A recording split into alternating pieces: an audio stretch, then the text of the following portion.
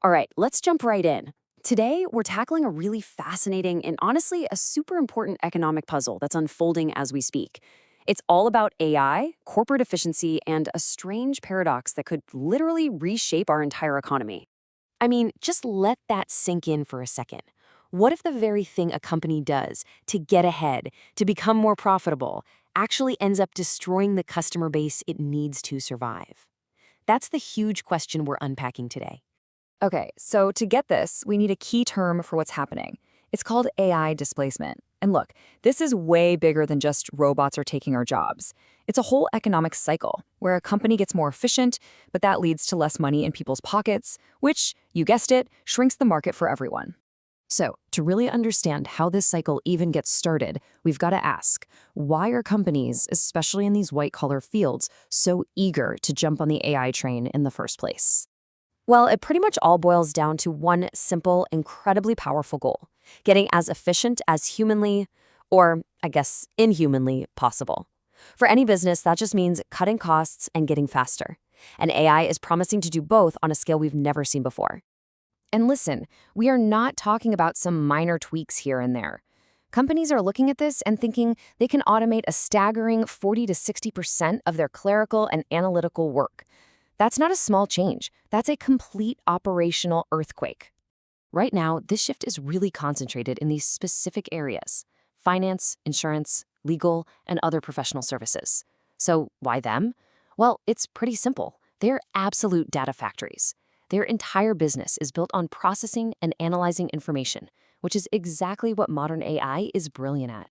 Okay, now we get to the real heart of the paradox. A company's push for efficiency doesn't happen in a bubble. It sets off a chain reaction, a kind of dangerous domino effect that can ripple across the whole economy. So let's walk through how this whole chain reaction actually plays out, step by step. So it kicks off when AI takes over the jobs of well-paid professionals. This means the people who typically spend the most money suddenly have less of it, so naturally consumer confidence and spending start to drop. That hits retailers and other service businesses who then have to cut their own costs, probably leading to more layoffs. And here's the kicker, the real ironic twist: that shrinking demand eventually circles all the way back to hurt the very companies that started using AI in the first place. And why is this feedback loop so powerful? You have to understand, consumer spending isn't just part of the US economy. It's basically the whole engine. About 70% of all economic activity is driven by you and me buying stuff. When you take money out of consumers' hands, you are literally hitting the brakes on the entire system. This quote from Citrini Research just nails it. It perfectly sums up the paradox. The very move you make to boost your bottom line ends up shrinking your customer base, basically eating away at the profits you were trying to make. Okay, I know this all sounds huge and maybe a little abstract, so let's bring it down to earth. What in the world does this actually mean for you? Let's break down some of the practical stuff. Depending on where you sit, the challenge and the strategy is totally different. As a worker, the risk is obvious. Your skills might get displaced. The move here is to lean into the things that make us human: deep strategic thinking, creativity, emotional intelligence. For a business, the big risk is that your customers just can't afford what you're selling anymore. The strategy becomes this tricky balancing act between efficiency and making sure people still have money to spend. And if you're an investor, well, you need to buckle up for a bumpier ride. The key is to manage that risk, maybe using things like options to act as a kind of insurance against big market drops. And for investors, this all points to one major thing to watch out for: market volatility. And we're not talking about your everyday market jitters. We're talking about wild, unpredictable price swings that are driven by this deep uncertainty about where the economy is heading. And you can bet this AI transition is a massive source of that uncertainty. Okay, let's just zoom out one last time, because this isn't just about a few companies or a couple of industries getting shaken up. What we're really talking about are fundamental challenges to our entire economic structure. We are facing at least three huge unanswered questions here.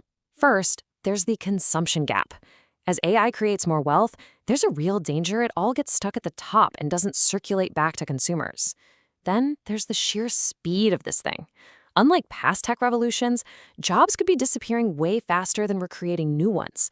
And finally, you've got a policy lag. Our laws and our social safety nets, well, they just weren't built for this kind of technological pace. You know, when you boil it all down, everything we've talked about today really comes down to this one central tension: It's a classic push and pull. On one side, you have these incredible efficiency gains from AI, which is a massive win for individual companies. But on the other side, you need widespread consumer spending power. That's the absolute lifeblood of the whole economy. And right now, these two forces are pulling in opposite directions. And that leaves us with a big, multi-trillion-dollar question, doesn't it? How do we get the best of both worlds? How do we use all this amazing technology without accidentally breaking the very economic system we're trying to improve?